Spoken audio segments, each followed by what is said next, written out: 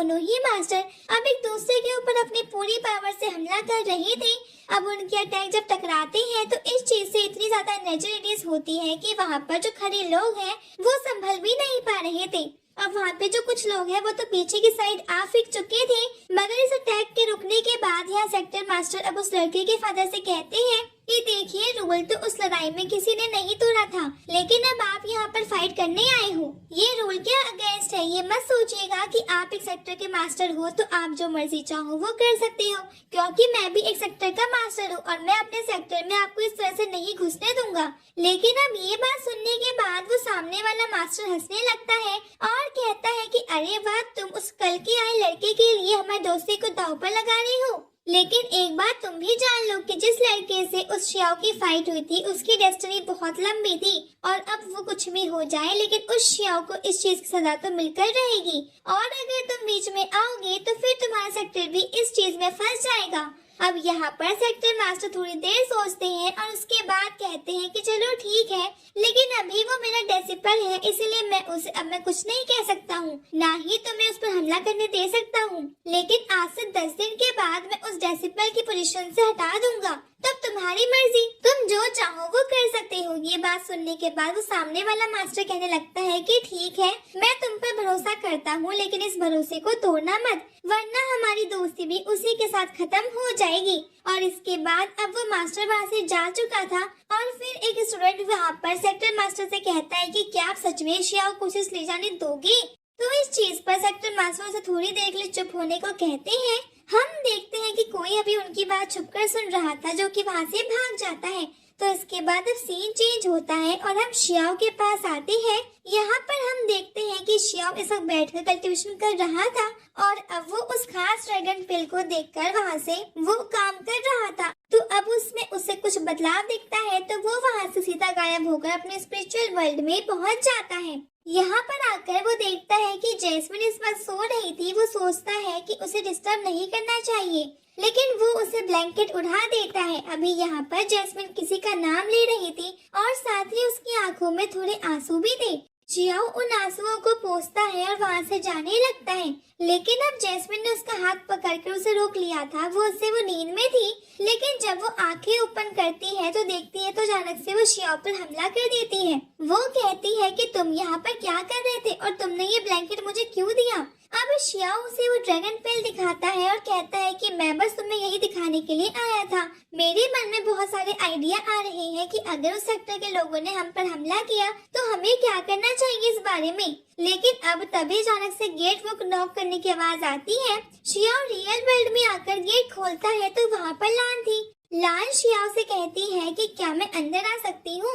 तो इस पर शियाओ कहता है कि हाँ बिल्कुल। तो अब लान वहाँ पर आकर थोड़ी चिंता में लग रही थी। शियाओ इसका कारण पूछता है तो बताती है कि असल में उस दूसरे सेक्टर ने हम पर हमला किया था, मगर हमारे सेक्टर मास्टर उनसे लड़े, लेकिन आखिर में उन्हें उनके साथ हाथ मिलाना पड़ा। लेकिन अब 10 दिन के बाद यहाँ पर वो लोग आएंगे और तुम्हें लेकर जाएंगे। अब शियाओ इस बात पर बिल्कुल भी टेंशन नहीं ले रहा था। ये देखकर लान शॉक थी। वो कहती है कि क्या तुम्हें टेंशन नहीं हो रही? अब शियाओ टेंशन में होने वाला रिएक्शन देता है और कहता है कि हाँ मुझे भी टेंशन हो रही है। अब लान पूछती है तो बताओ तुम क्या करोगे? तो इस पर शियाओ कहता है कि देखो मेरे मन में आइडिया बहुत कम आते हैं, मुझे समझ में नहीं आ रहा कि मैं क्या करूँ, क्या तुम्हें कोई आइडिया दे सकती हो?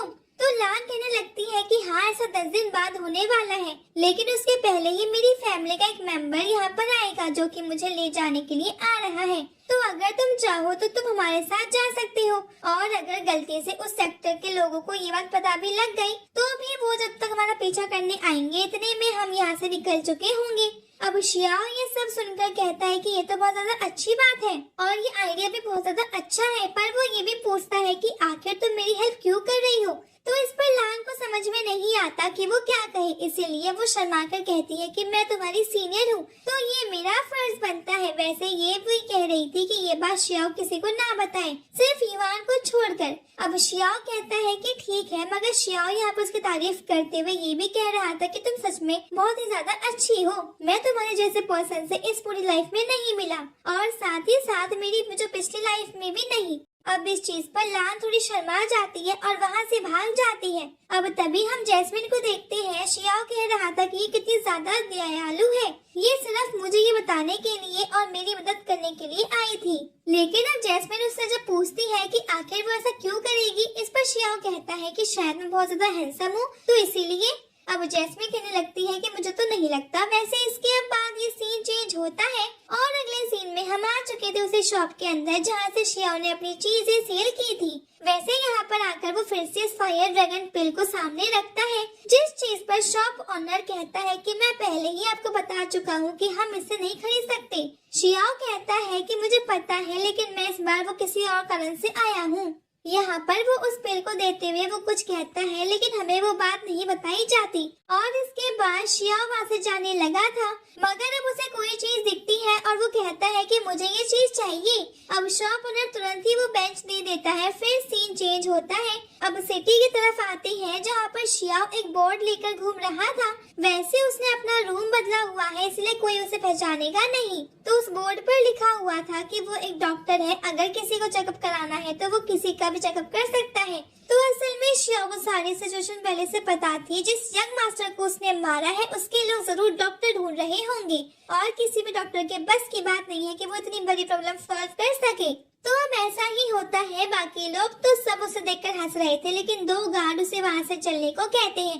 तो अब कुछ ही देर में शियाओ उस लोकेशन पर पहुँचता है। यहाँ पर जैस्मिन कह रही थी कि थोड़ा संभल कर, तुम ओवर एक्टिंग बिल्कुल मत करना। अब वहाँ पर आने के बाद हम देखते हैं कि जो और डॉक्टर वहाँ पर आए हुए थे उन्हें वहाँ से फेंक दिया जा रहा था, क्योंकि वो किसी काम के नहीं थे। लेकिन शियाओ इस चीज से बिल्कुल भी नहीं डरा था। वो शियाओ को वहाँ सेक्टर मास्टर के पास लेकर आते हैं, लेकिन अब शियाओ की हरकतें देखकर सेक्टर मास्टर इस पर बहुत ही ज्यादा गुस्सा था, क्योंकि उसे लग रहा था कि शियाओ को वो कुछ नहीं आता। तो इसी वजह से वो अभी अपने इन गार्ड्स पर चिल्ला भी रहा था। मगर हम देखते हैं कि अभी जो सीनियर डॉक्टर वहाँ पर बैठकर उस लड़के के लिए दवाई बना रहा था, तो शियाओ उसके पास आता है और उससे कहता है कि अरे इसमें तो बहुत ही ज्यादा इम्प्योरिटीज है, ये चीज वर्क नहीं करेगी, और करेगी भी तो बहुत ही कम लेवल पर करेगी। ये बात सुनकर वो सीनियर डॉक्टर बहुत ज्यादा शॉक होता है, कहता है कि क्या आपको इस सब की नॉलेज है?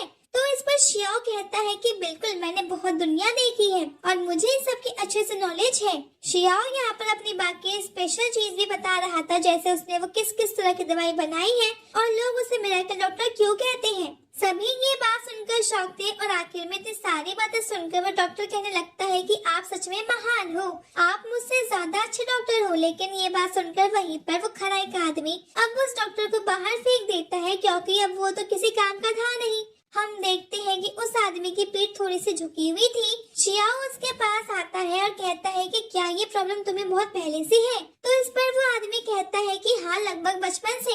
तो यहाँ पर शियाओ कहता है कि अब इस चीज में तो तुम्हें कल्टीवेशन और अपनी एनर्जी को यूज करने में बहुत ज्यादा दिक्कत होती होगी, क्योंकि इससे तुम्हारे सारे एनर्जी पॉइंट ब्लॉक हो रहे होंगे। तो इस चीज पर वो आदमी शॉक होकर कहने लगता है कि हाँ, आपको कैसे पता?